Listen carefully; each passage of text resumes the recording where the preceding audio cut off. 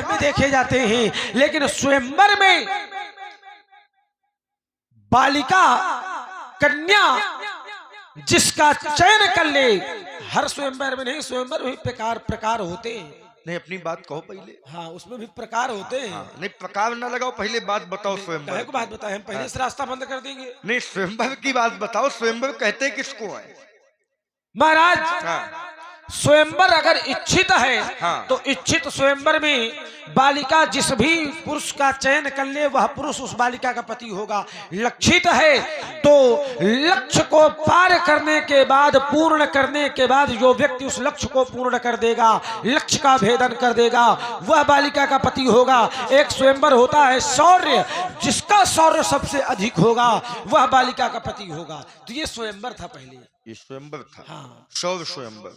शौर्य और लक्षित। अच्छा, लक्षित। लक्षित और दो स्वयंवर होते हैं। नहीं, ये दोनों था इसमें। अच्छा, क्यों? हाँ। क्योंकि लक्ष्य रूप में रखा था धनुष, हाँ। कि जो धनुष को तोड़ेगा वो सीता का पति होगा। और उस धनुष को तोड़ने में आवश्यकता थी शौर्य की, इसलिए दोनों। हमारी बात वहीं पे खड़ी है बेटा। कौन सी? हाँ? कौन सी? तुम कह रहे हो लक्ष्य शैव स्वयंवर था, जो धनुष का खंडन कर देता उसका ब्याह सीता के साथ हो जाता। मान लो कोई वृद्ध राजा तोड़ देता, तो 6 साल की बिटिया का ब्याह उस बूढ़े राजा के साथ कर दिया जाता।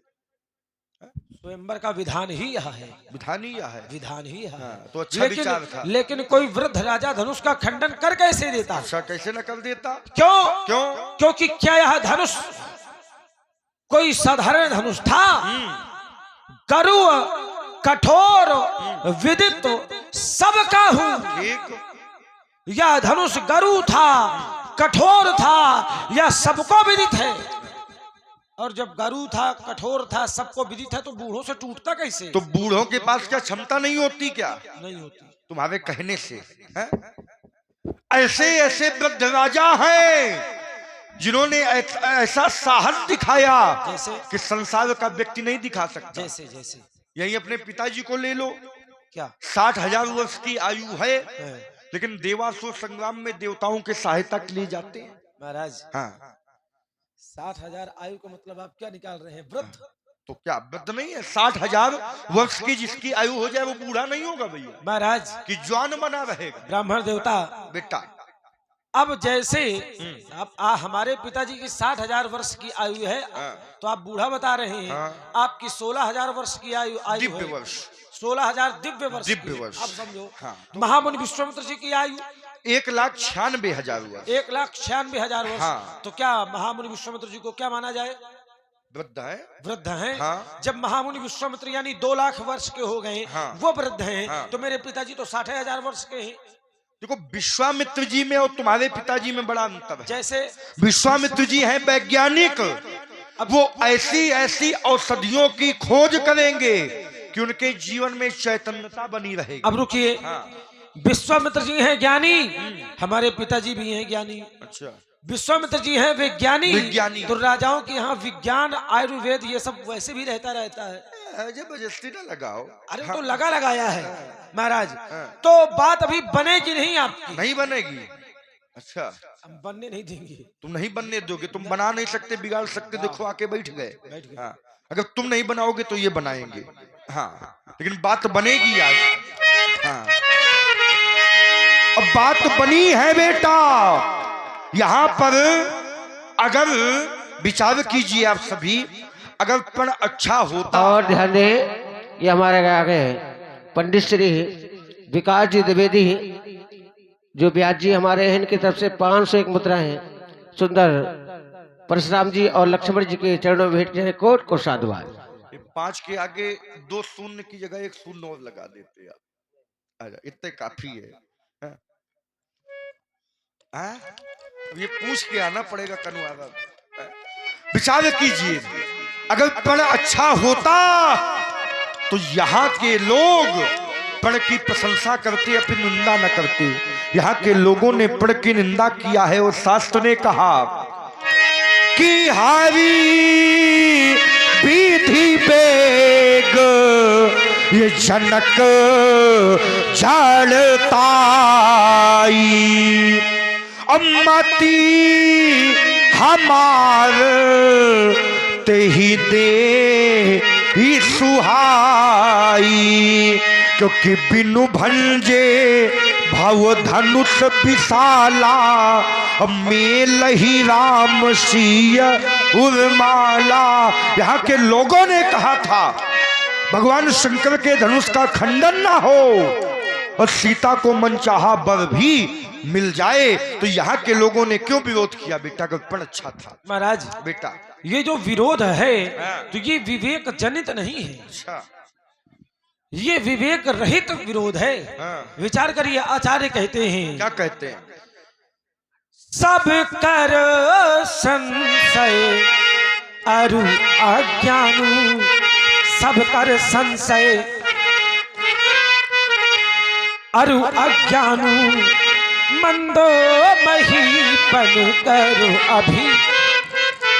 यहाँ के जो नर नारी थे उनके हृदय में ऐसा संशय था कि ये राजकुमार, यह व्यक्ति देखने में बहुत सुकुमार है, अंग बड़े कोमल हैं, धनुष बड़ा कठोर है, संजय भैया आपको ब्याज जी बुला रहे हैं, ये तोड़ पाएंगे या नहीं, ऐसा संशय था इन सबके मन में। तभी तो आचार्य कहते हैं सब करो संशय अरु अज्ञानु, मंदो मही बन कर अभिमानु। भृगुपति केरो गर्भ गरुआई, मंदो मही बन कर शंकर चापो जहाज, सागर रघुवर बाहुबलो, बूढ़ सो सकल समाज, चढ़ा जो प्रथम ही मोह बस। यहाँ के इन सभी के मन में हाँ। ये मोह हो गया था ठीक। कि यह सुकुमार व्यक्तित्व धनुष को तोड़ पाएंगे कि नहीं। और जब नहीं तो विश्वास सबके मन में था, ऐसा नहीं कि इनके मन में विश्वास नहीं था। यहाँ पर आए सभी नर नारियों के हृदय में ये विश्वास था। आचार्य कहते हैं असप्रतीत सबके मन माही, असप्रतीत सबके मन माही, और अमुखो चाप तोड़ब सको नाही। सभी के मन में ऐसा विश्वास था कि अमुख व्यक्ति धनुष को तोड़ देंगे, इसमें संदेह नहीं है। तो इनके अंदर मोह था कि संशय था? दो शब्द हैं, एक है मोह और एक है संशय। संशय संशय था यहाँ के लोगों के अंदर। हाँ। क्या जानकी जी के अंदर भी संशय था?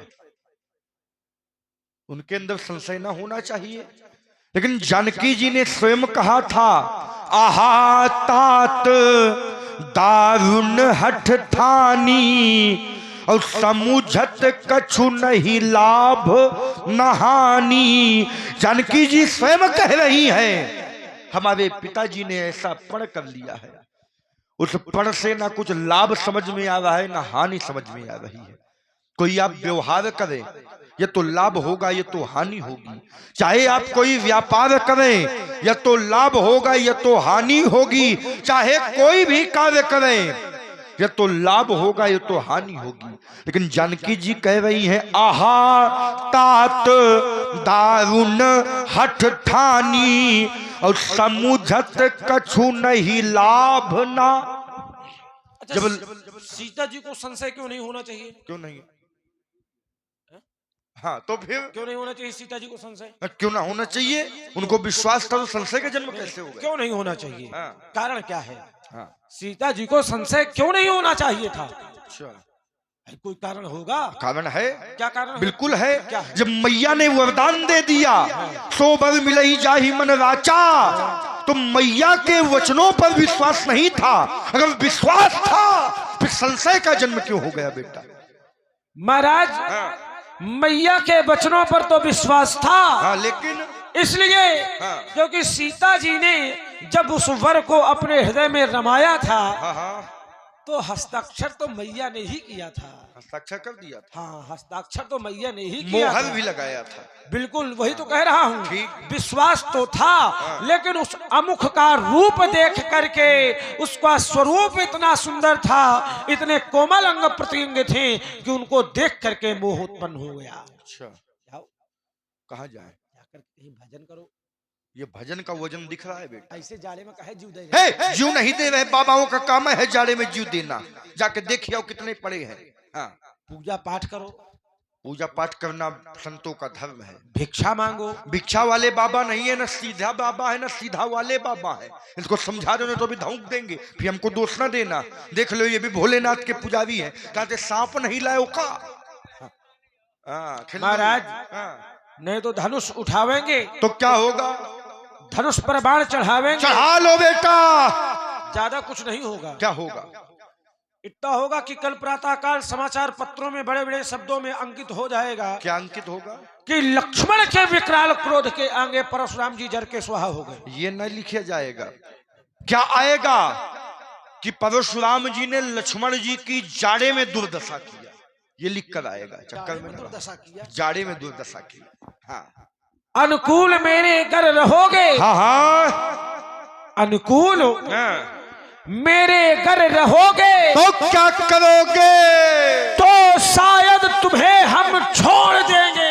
बारे छोड़ देंगे हरिश्चंद्र के वंशज। प्रतिकूल बोलोगे, प्रतिकूल बोलोगे गर्भुनी, तो फिर नस नस तुम्हारी तोड़ देंगे। कह रहा है नस नस तुम्हारी तोड़ देंगे। हा? नस तोड़ी जाती है कि काटी जाती है? बेटा, नस तोड़ने की चक्कर में ना रहना।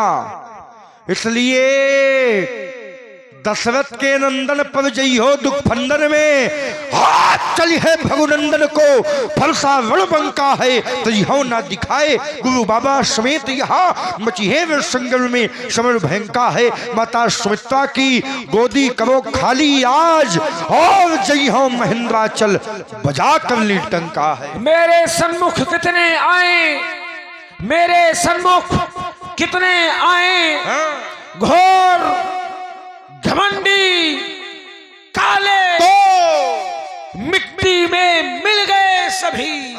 जो पड़े हमारे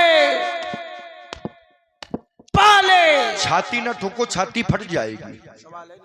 क्योंकि जो माटी में मिल गए वो माटी के सेर रहे होंगे, लेकिन परशुराम माटी का सेव नहीं है। दशरथ के नंदन पर जई हो दुख फंदन में चली है भगुनंदन को फलसावड़ बंका है तैहो ना दिखाए गुरु बाबा समेत यहाँ मचहे संगर में समय भयंका है। माता सुमित्रा की गोदी करो खाली आज और जय हो महेंद्राचल बजा कर डंका है। सभा से भाग जाओगे मुनि, जिस समय धनुष संभालेंगे पड़ोगे फिर चक्कर में धनुष कर छाती में अखड़ है।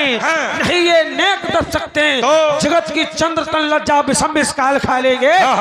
क्या हो गया? अगर ही के उठाते हो जगत के वीर सिंहों को, अपने फरसा दिखाते हो। ये खोपड़ी में चढ़ रहा है, थोड़ी सी छूट दे दिया तो छाती में चढ़ रहा है। बुरे कर्म का बुरा नतीजा। इसलिए बेटा करके निछत्र भूमि छाड़े 21 बार वीरों को बनाता। मैं काल का चवेना था, छिन छिन उठा। मैंने ब्राह्मणों को दी ही दान जिसके समक्ष कभी उत्तर न देना था। और देश बालक विचार छोड़ता हूँ, नहीं तो रहते कुठार में सुनता न ठेना था। जानते नहीं हो बेटा, और जरूरी था जान लेना कैसे प्राण बचे थे। पिता दशरथ से पूछ ले। महाराज वातावरण के अनुसार कृपया उचित दूरी बना करके रखें। तो हाँ, उचित दूरी बहुत है जरूरी, क्योंकि वातावरण के अनुसार उचित दूरी बनावे। बिल्कुल नहीं तो अभी बताता अभी जताता, फिर ना कभी बताऊंगा मैं बन जाऊंगा खाल तुम्हारा। गीत लेके गाऊंगा, नाचेंगी छम छम, नाचने दो। मैं उग्र रूप जब धारूंगा। क्या कर रहे हो? ऐसा कहे चौंक रहे हो। कह रहा है उचित दूरी बनाओ, खोपड़ी में खुदे चढ़ा। पत्थर की चट्टानों में मैं पटक पटक कर मारूंगा, मैं पटक पटक कर मारूंगा, तुम सटक सटक कर भागोगे।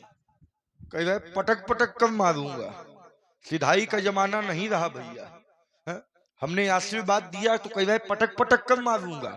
बेटा तुम हमको उठा ले, यही बहुत बड़ी बात है। मैं भार वाहन हूं क्या कोई? नहीं तो हमको उठा ले, यही बात। उठा के तो पटका जाता है, तुम हमको उठा ले, यही बहुत बड़ी बात है। और हमारे चक्कर में रहोगे तो तुम खुदे बछिया पूजाओं हो जाओगे। हाँ, इसलिए बेटा मेरे इस भीषण फरसे ने शोणित की नदी बहा दी है। सारे भूमि में कई बार छत्रवाणी राण बना दी है। विख्यात सहद बाहू तक के बुलडंड काटने वाला है। इस फरसे को तुम लो निहार,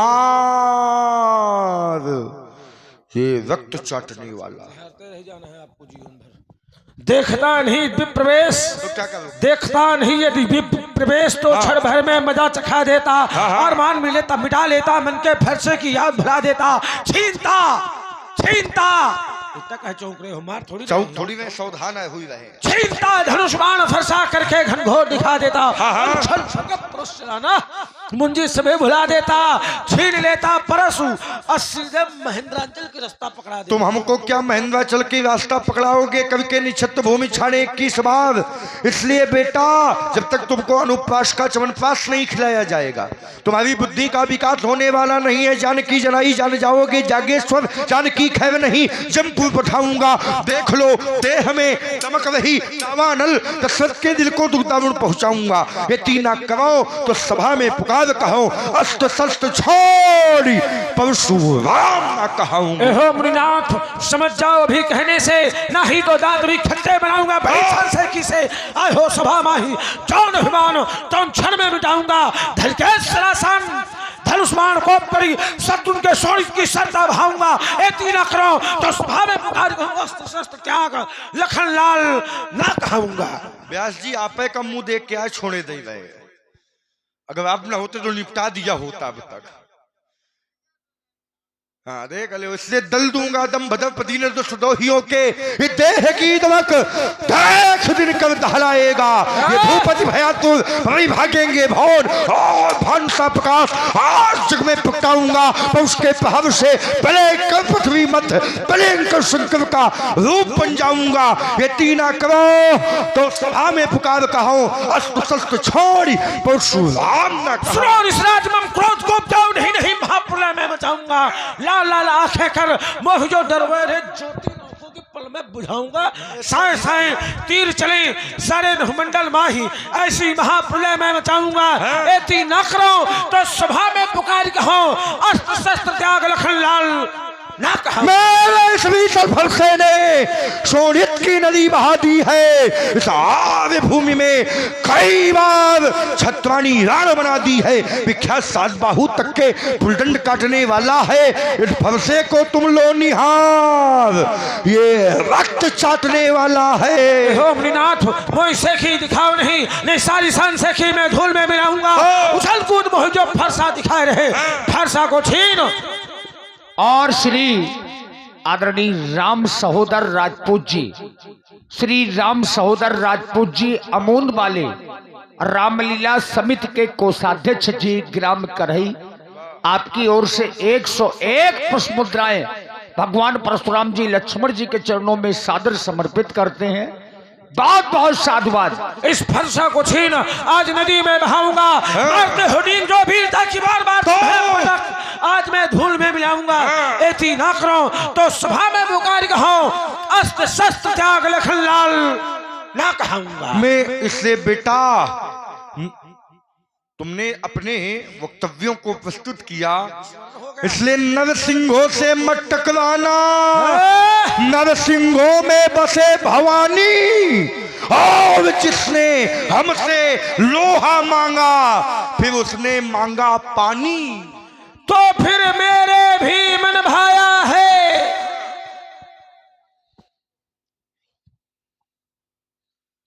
नहीं है लेकिन कोनो मतलब की नहीं है। मेरे भी मन भाया है। आज पता चल जाएगा किसकी मैया ने किसको कितना दूध। वो तो सवीरे बता रहा है किसकी मैया ने कितना दूध। नहीं नहीं नहीं नहीं, उसमें अंतर है। क्या अंतर? ये वाला है जो ये निःशुल्क वाला है। हाँ। ये मांग के पिया वाला शरीर है। मांग लेकिन ये स्वयं वाला है। मांग के, ये मांग के तुम्हारे घर में ज्यादा होता है ना, इसलिए तुमने भी हट ठानी है तो हमने भी हट ठानी है। और आज प्रकट हो जाएगा किस दूध में कितना। तो फिर सूर वही जो समरांगण में भरे भाव तूफानी, और वीर वही जो भेंट चढ़ा दे चढ़ती हुई जवानी। तो वीर वही वही रणधीर, वही जो रण में जाकर ललकारे। मरते मरते मर जाए लेकिन अपनी हिम्मत ना हारे। कहे वो लखनऊ हाँ प्रभु, मुनशील तुम्हारा को नहीं जानो विदित संसार। वास्तविकता ये है कि इतना समय, जो भी समय हम लोगों ने ये तर्क में लगाया प्रभु, जी सरकार। तो ऐसा लग रहा था मानो ये वर्षों के समान जा रहा हो। अरे आप हमारे अपने हैं सरकार। इसलिए कि श्रोता को वक्ता को श्रोता की बहुत बड़ी आवश्यकता होती है, बहुत बड़ी। आपसे ज्यादा अपना भला कौन होगा। बिल्कुल सत्य है, तभी तो मैं जानता हूँ। एक आप हैं कि एक ये हैं जिन्हें हम हृदय में बसाए हैं। माता पिता ही उरले भयनी के, गुरु ऋणे रहा सोच बड़े जी के। माता और पिता के ऋण से आप भली भांत उड़े हो गई, गुरु का ऋण शेष बचा है। सो जनू हमरे माथे काढ़ा, दिन चली गयो ब्याज बहु बढ़ा। इस संसार में अगर कोई कर्ज लेता है तो अपने माथे लेता है, लेकिन ऐसा लगता है कि परशुराम जी ने कर्ज तो लिया, ऋण तो लिया, किंतु हमारे माथे काढ़ा। बहुत दिन व्यतीत हो गए, ब्याज अधिक बढ़ गया, जो बढ़ गया सो बढ़ गया, अब बढ़ने ना दिया जाए, क्या किया जाए। अब आलिए बेहारिया बोली, तुरंत देव में थैली खोली। अब आप अपने व्यवहारियों को बुला ले, मैं थैली खोल करके सारा लेखा जोखा किए देता, जो बाकी रहा गुरु का ऋण वह मैं सारा निपटा दूंगा। ले आए आप महाजन को, कर्जा मैं सभी चुका दूंगा। जी महाराज, हमारे समिति के आदरणीय कोषाध्यक्ष जी जो व्यवहारी रूप में बचे हैं, क्या बात। सब लोग अपने अपने शयन कक्ष में पहुंच चुके हैं जी। लेकिन हृदय से साधुवाद है जो हमारी समिति के कोषाध्यक्ष जी हैं क्या बात। अमून वाले, उनसे अनुरोध है कि 2 क्षणों के लिए मंच में जरूर आ जाए। आदरणीय हमारे श्री राम सहोदर राजपूत जी, क्योंकि समिति का आना इस प्रसंग में जरूरी होता है, और चूंकि ज्यादातर लोग पंडित जी युवा हैं, जी जी जी, तो थोड़ा सा अब युवा हैं तो सो गए होंगे, लेकिन जो बुजुर्ग लोग हैं, सयाने लोग हैं, हाँ भैया थोड़ा सा यूट्यूब वालों से अनुरोध है। हाँ, आदरणीय हमारे श्री राम सहोदर राजपूत जी जो ग्राम करही रामलीला समिति के कोषाध्यक्ष जी हैं, क्या बात। तो थोड़ा सा कवर करें। और आदरणीय हमारे कोषाध्यक्ष जी महोदय आदरणीय श्री राम सहोदर राजपूत जी की ओर से 101 पुष्प मुद्राएं भगवान परशुराम जी लक्ष्मण जी के चरणों में। दादी हाँ, मंचई में अभी खड़ी हो जाए 5 मिनट के लिए। और पंडित जी यहाँ लीला होती रही है, बीच में थोड़ा सा कुछ ऐसा व्यवधान हो गया कि 1-2 वर्ष कार्यक्रम नहीं हो पाया। जी जी। और इस वर्ष से हमारे आदरणीय श्री राम सहोदर राजपूत जी और हमारे ये कोषाध्यक्ष जी हैं, अध्यक्ष जी, जिन्होंने पूरी जिम्मेदारी को अपने कंधों पर लिया और बहुत अच्छे ढंग से निर्वाह किया है। बिल्कुल बिल्कुल। आगे की जिम्मेदारी अभी तो आपके ही कंधों पर है, अब आप जिनको उचित समझेंगे उन्हें अपनी जिम्मेदारी सौंपेंगे। भले ही 2-4 वर्ष जितना आपसे बन सकेगा, क्योंकि इसमें मेहनत भी लगती है हर प्रकार की, बिल्कुल शारीरिक भी और आर्थिक सब प्रकार की मेहनत लगती है। तो यही हमारी समिति के मजबूत स्तंभ है, जो अभी आप वर्तमान में देख रहे हैं, कोई बचा नहीं है, कोई नहीं बचा, केवल अकेले हमारी समिति की ओर से हमारे कोषाध्यक्ष जी मंच पर हैं। आप जो भी आशीर्वाद देना चाहें। बहुत बहुत हमारा शुभाशीर्वाद है, क्योंकि भगवान के चरणों में आपका एक नैष्ठिक अनुराग है, क्योंकि ऐसी विषम परिस्थितियों में भी जो परमात्मा के चरणों में लगा रहे वही सच्चा भक्त है। जी गुरुदेव। बाधाएं आती हैं, लोग बाधाओं से किनारा कर लेते हैं, लेकिन उन बाधाओं से जो चल करके निकल जाए वही सच्चा भक्त है। इन बाधाओं को झेला, आपने भगवत कथा का रसास्वादन किया। आपके लिए हमारा शुभाशीर्वाद है कि रघुनाथ जी की कृपा, भगवान शंकर की कृपा सदैव आपके ऊपर बनी रहे। आनंद काले बहुराज लक्ष्मी शिव प्रसादात नवरिद्धि सिद्धि वाता हता शत्रु विनाशनम चा डकार शब्द शब्द विद्यनाशम। भगवान शंकर की कृपा सदैव बनी रहे, सदैव बनी रहे। और हमारे आदरणीय रामलीला समिति ग्राम करही के कोषाध्यक्ष जी श्री राम सहोदर राजपूत जी अमोंद वालों की ओर से 100 पुष्प मुद्राएं दोनों सरकारों के चरणों में। राम जी ने देखा कि परशुराम जी का क्रोध अधिक बढ़ा है। अति विनीत मृदु शीतल वाणी बोले रामो जोरी जुग पा। हे नाथ, राघवेंद्र, आप तो स्वभाव से ही सुजान हैं। हाँ हाँ, बालक के वचनों पर ध्यान न दें। राम, बरैया और बालक दोनों एक स्वभाव के होते हैं। साधुजन इन्हें दोष नहीं देते। बालक है, आपके प्रभाव को जान नहीं पा रहा है। मुनि नायक क्रोध क्षमा करिए। हाँ हाँ, ये बालक को अग्रो स्वभाव न जाने। निज बल से पता का ठहराता मुनि। राम, ये तार उतार चढ़ाव न जाने। सुनहो नाथ तुम सहज सुजाना।